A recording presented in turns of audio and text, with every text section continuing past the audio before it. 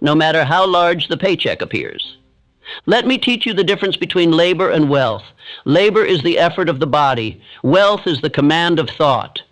Most men sell their hours for another man's vision because they never understood this law. Money obeys thought, not time. A man can spend his entire life in toil and be passed by the thinker who dared to build a system. One man digs a hole, the other sells the shovel. Who do you think gets rich? The poor man always points to effort. He says, "I worked hard. I showed up every day." But he does not realize that the reward never goes to the one who merely shows up. It goes to the one who builds leverage, the man who, through definite thought, creates something that works without him. Andrew Carnegie worked once and profited forever. He did not simply swing hammers in a steel mill.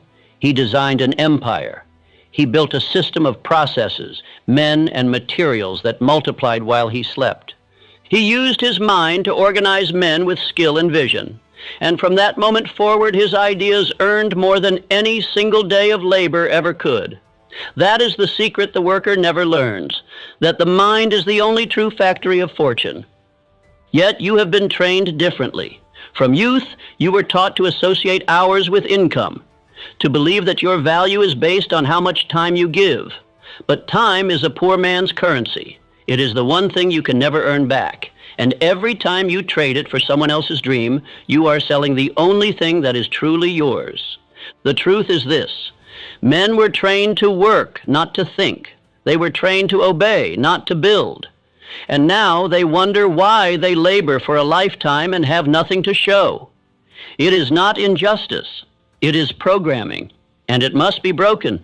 You cannot continue to believe that more effort will bring more freedom. It will not. What brings freedom is ownership. Ownership of thought, ownership of systems, ownership of purpose. Until you stop working blindly and start working with definiteness, you will always trade your life for crumbs. Listen to me. A man who never escapes hourly labor dies a servant. It matters not whether you wear a suit or swing a hammer. If you trade your time for pay with no greater plan, you are merely a more expensive slave. But there is a way out. There is a new law to obey, a new identity to form, and it begins here. Affirm now, speak with power. I do not sell my life for crumbs. My work builds ownership, not dependence. This is the beginning of your liberation, but if you stop here, you will fall back into the same old cell. So let us move forward. Part 2, The Retirement Lie, A Slave's Reward.